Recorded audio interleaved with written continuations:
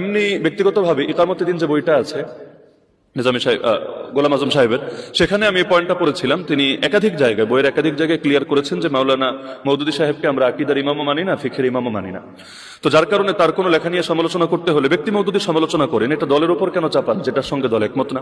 এমনকি ইতিহাস সামনে রেখে আমি যেটা জানি যে প্রথম যখন রেজুলেশন হয় মাওলানা মওদুদীর জীবদ্দশায়, সেখানে এই পয়েন্টটা ছিল যে ওনার ফিকহি মতের সঙ্গে সংগঠনের সবাই একমত হতে বাধ্য না, ওনারটা ওনার ব্যক্তিগত আর সংগঠনেরটা সংগঠনের।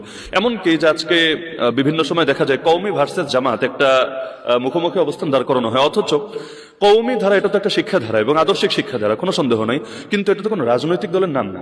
মানে কওমি মাদ্রাসায় পড়লে এটা তো এমন না যে কওমি এটা একটা রাজনৈতিক দলের নাম, ওই দলের সভাপতি সেক্রেটারির অধীনে থেকে সারা জীবন কাজ করতে হবে।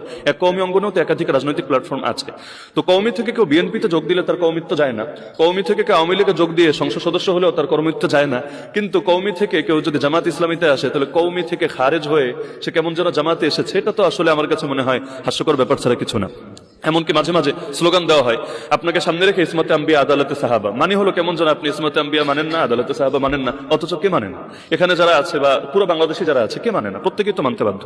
আজকে নতুন তথ্য যেটা জানলাম আমাদের আব্দুল হালিম ভাইয়ের জবানে, অ্যাসিস্ট্যান্ট সেক্রেটারি জেনারেল, যে নিজামী সাহেবের জীবদ্দশায় তিনি নিজ কলমে এটা রেজুলেশন লিখেছেন, যেটা বললেন মজলিসের শুরার অধিবেশনেই লেখা হয়েছে। এবং এটা আমি মনে করি পুরো দেশেরই গুরুত্বপূর্ণ তথ্যটা জানা দরকার যে বাংলাদেশ জামাত ইসলামের মজলিসের শুরাই রেজুলেশনে এটা লেখা হয়েছে যে মাওলানা মওদুদী জামাত ইসলামের কোন আকীদার ইমামও না, কোন ফিকহের ইমামও না। কারণ জামাত ইসলামী কোন আকীদার দলের নাম না।